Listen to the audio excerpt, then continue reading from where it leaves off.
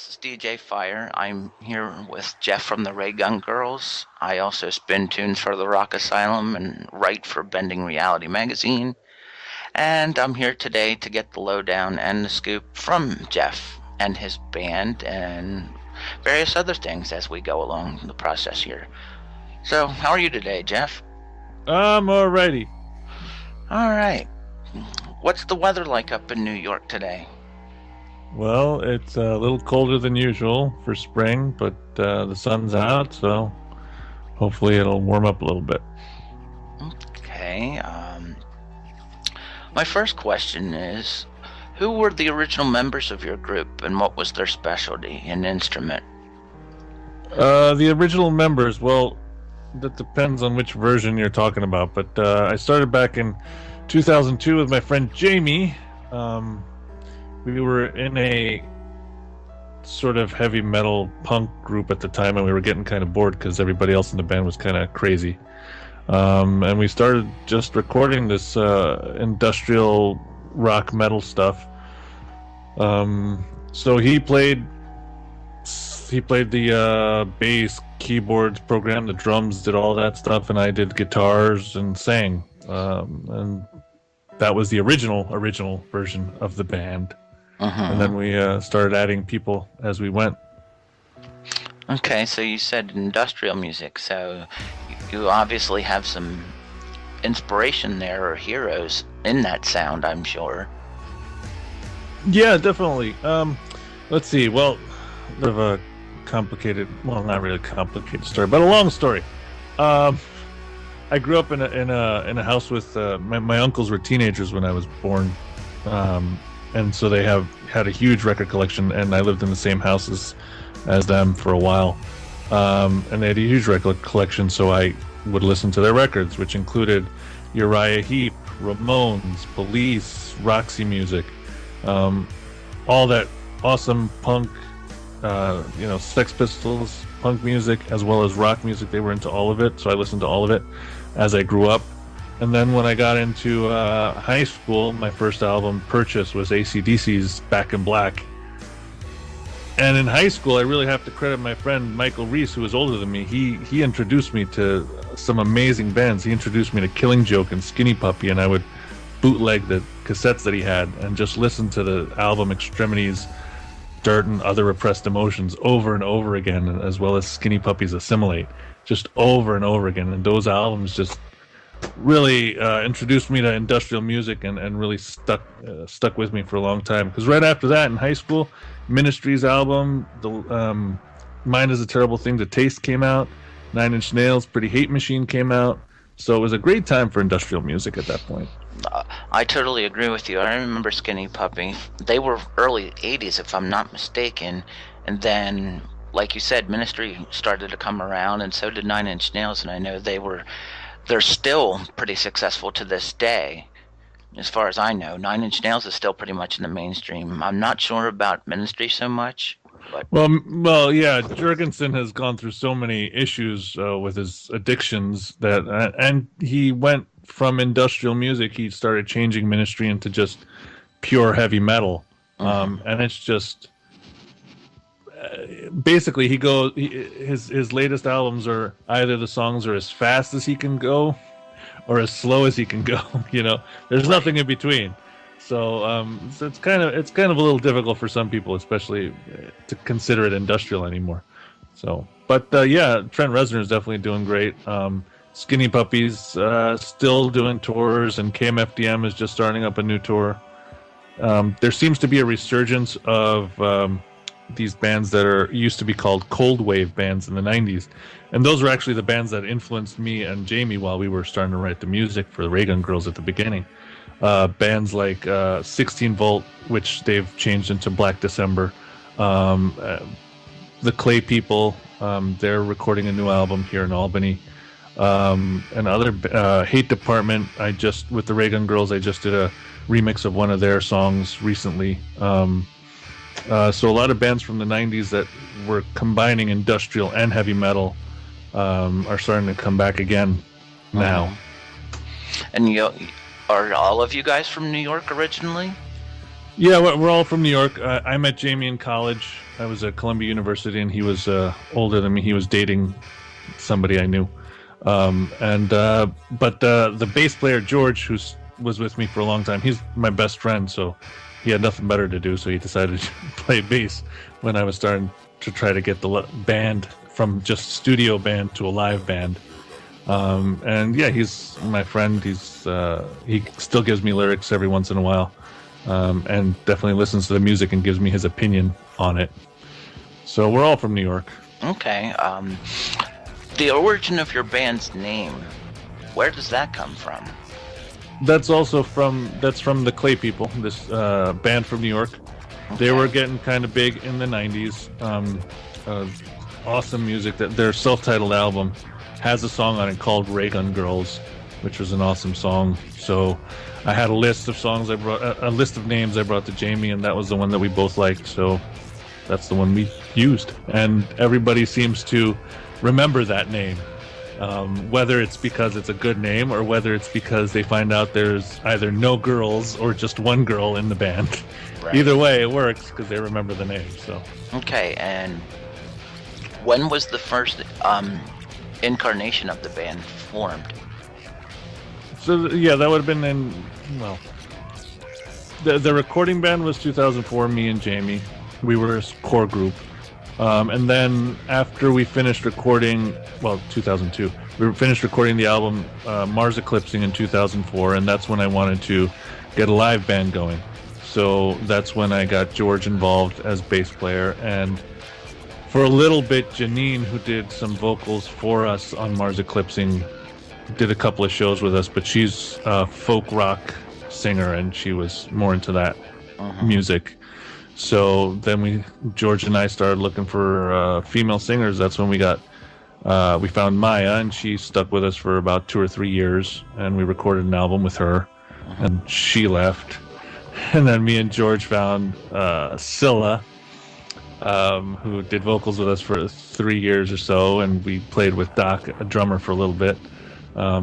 So I mean, I'm the core of the band. I'm the one who's been through it ever since 2002. So that kind of question is a little difficult to answer. Well, you gave good answers. So that's before you guys actually became a band, what made you guys to make that decision? What led you to that decision to get together and start something? Well, Jamie and I were bored playing. We weren't bored playing heavy metal and punk. We were bored with the other members, and George was another member in the band. But we were all young, and me and Jamie actually wanted to do something with the music. George was more into it for the fun, and unfortunately, I, at the time, had a lot of issues, and I didn't really know how to have fun and do what I wanted at the same time. So Jamie and I were both bored, and we just wanted to make other kinds of music. Jamie was really into computers. He was really into finding out what was going on with the latest technology and music and computers. He wanted to be a producer. So he had all this equipment, and he wanted to do something with it. And I loved working with that kind of equipment and just being able to shoot off riff after riff after riff and then just chopping it up. We considered it kind of like, what's his name? I forget his name. The one of the beat authors who would just write down tons of words and then chop them up and put the sentences all in different order. I forget his name. But that's what pretty much that's what we were doing. I would record, he would put down a simple beat. I would record riff after riff for about 10 minutes. We would take it, chop it up, rearrange it, and that would be a song. Okay. And that was exciting. That was exciting to me. So that's why we decided to actually do something with it, because we ended up having like 5 songs there in like a week, because we were having too much fun. So a lot of creativity came about and all that fun. That's what you're saying here. It sounds like. Yeah, it was a lot of fun at the beginning, and then unfortunately Jamie had some issues with me choosing George as a bass player, and things just went from there. All right. Well, do you guys set style of forte when you were in your heyday, or was it just mixed up? Well, the main, the main. You could probably say that throughout the whole time, even when it gets heavier, this goth feeling is still there. And the way I play my guitar and the sounds that I pick for my guitar are very punk. They're very dirty. Ramones, Sex Pistols, Clash. I come from a punk background. I love punk music, Misfits. So that's ingrained in me, that sound. So I don't have the clean sound that somebody who does goth music has, a clean reverb type of guitar sound. I don't have that. I don't have the clean, crunchy sound that a lot of heavy metal guitarists have. For me, the guitar is very, very dirty. You can hear a lot of the edges. So that's pretty much stuck through the whole way, as well as that Gothic feeling all the way through, because, again, the Gothic scene just has always attracted me. The music, Susie and the Banshees, and Depeche Mode, all of that stuff from early on. And also when I was in the late 90s, I was playing bass in a goth band in New Jersey. So I was in that scene for a long time, for a while. So that I would say that if anything, that's always stuck through. Goth and punk is part of it, but you can really only call it hard rock. I don't know what else to call it. Right. Okay. Well, that's good answer. When you're not playing music, what do you do for fun? I don't do anything for fun. I'm a pretty boring guy. Well, I DJ on the Rock Asylum as well. Music is the fun. So to ask me what I do for fun, it's sort of, I don't have an answer for that. Music is what I do for fun, and that's what I try to do as much as I can. What I do for money is different. Right. That I do graphic design, I do websites, I do teaching guitar here and there, little things. Yeah. Are you finding DJing on the Rock Asylum fun? DJing is lots of fun. I used to DJ in college, and I was very shy and nervous back then. And that was before I started playing on stages and finding my character, finding who I am. Not who I keep thinking people want me to be. And so that made it a lot easier to DJ, especially DJing. Nobody has to see you, and you can make silly faces and have all kinds of. Yeah. Okay. When you guys were in your heyday, did you have any mainstream artists that you played alongside or opened for? Well, mainstream, I wouldn't say mainstream. I mean, we played with a lot of New York bands.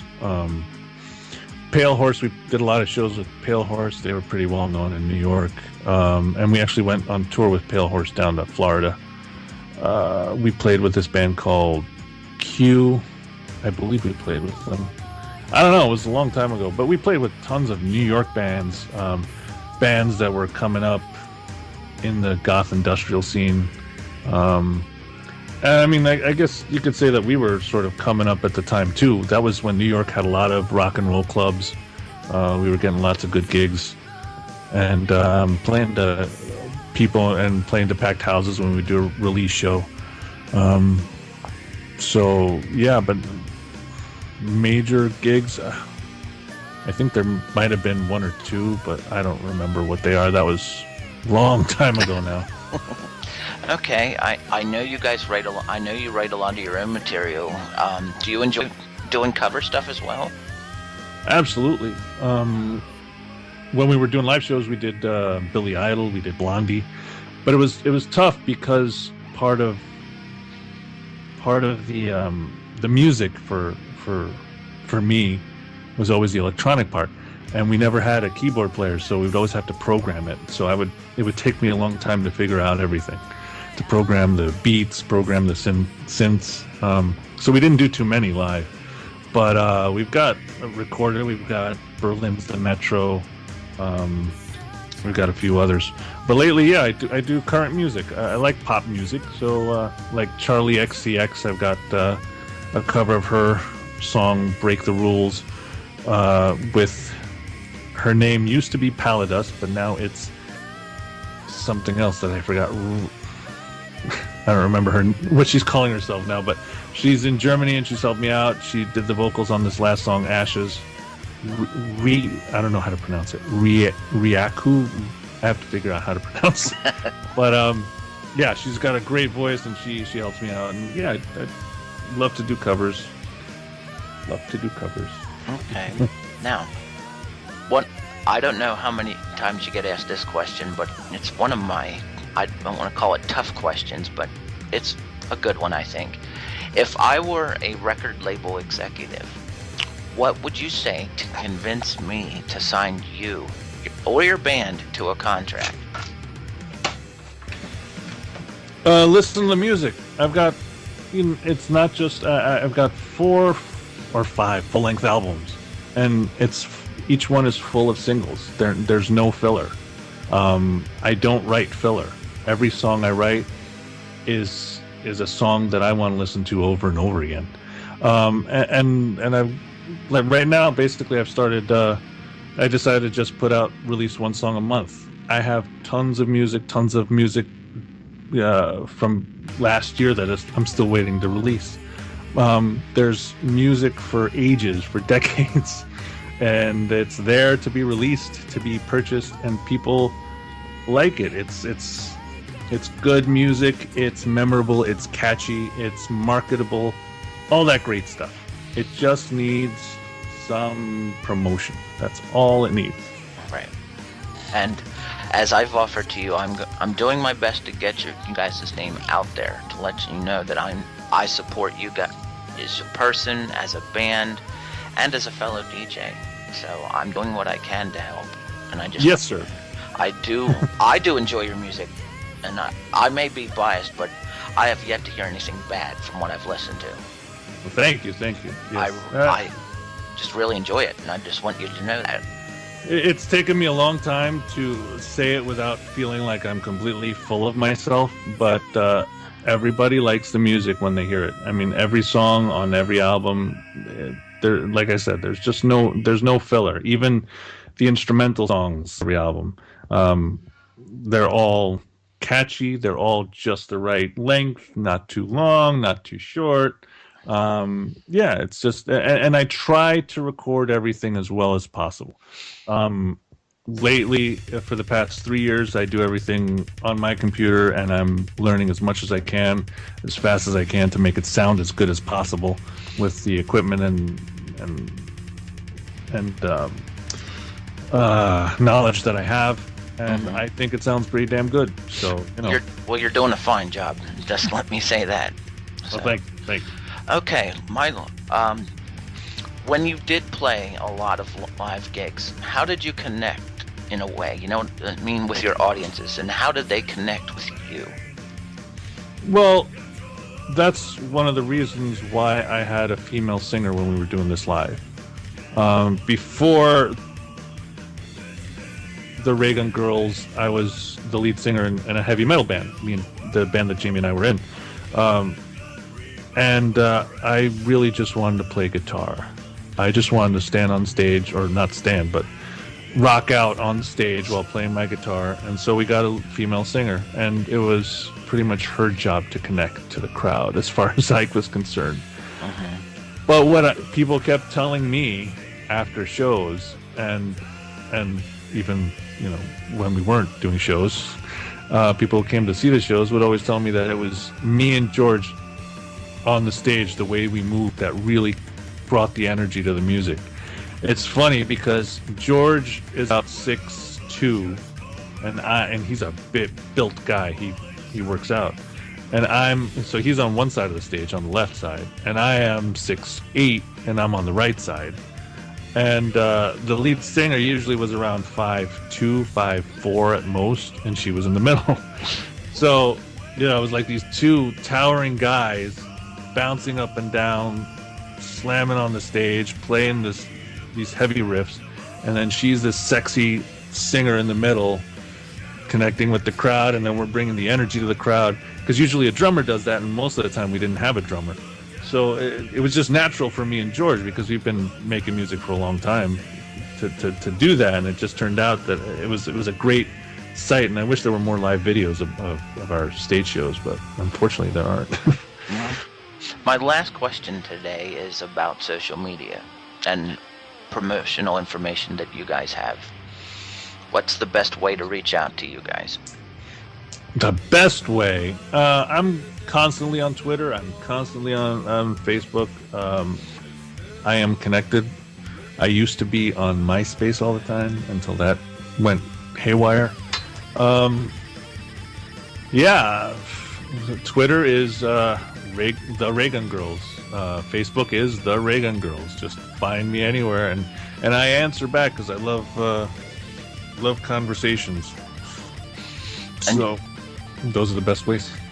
And also, you guys have your own home site too, RaygunGirls.com, if I'm not mistaken. Absolutely, and you can always leave comments on there, and I will respond on any of the or send me an email through RaygunGirls.com. Yeah, that's I put up a Friday freebie. Try to do it every Friday on that site. So if you just go to RaygunGirls.com and you can check it out every Friday, or just watch Twitter for the tweet announcing which song will be the Friday freebie. Right, and you're also on YouTube, as I understand. Yes, unfortunately, because I do everything, it's tough to make lyric videos as much as I would like. But yeah, there are videos up there. There is one video that we had for the 2009 album. The album was called Dirt Collector, and that's with Scylla singing, and the song was Paranoid, the first single. And that's a pretty good video. Yeah, there's that one, and tons of other stuff on there. Well, Geoff, I just want to thank you for your time today. Of course, you know who I am. I'm DJ Fire. I also spin with you at the Rock Asylum, and again, thank you for your time today. Appreciate that.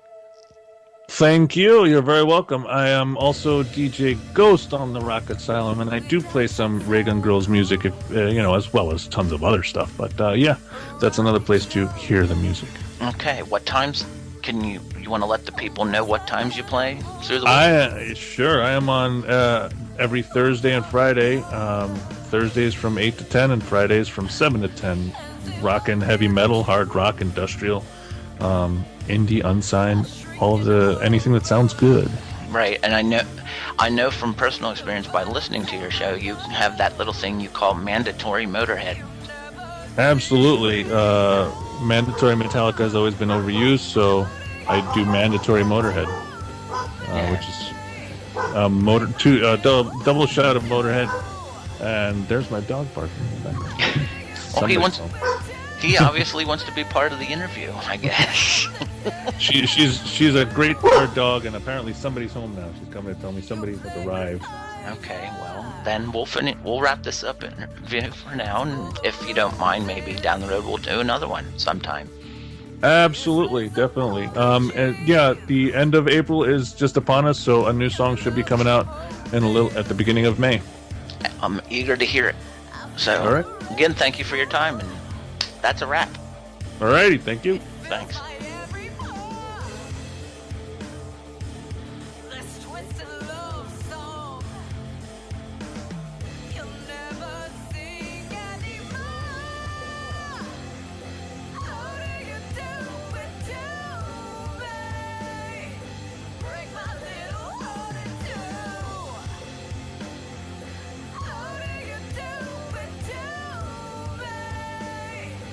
Something dead inside of you.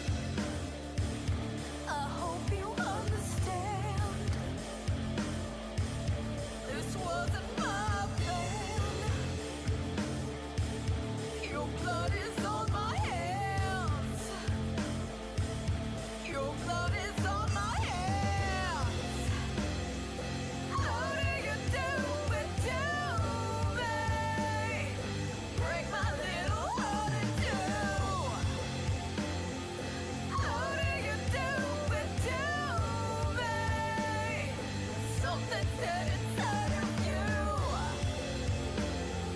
How do you do it to me? Break my little heart in two. How do you do it to me? Something's dead inside of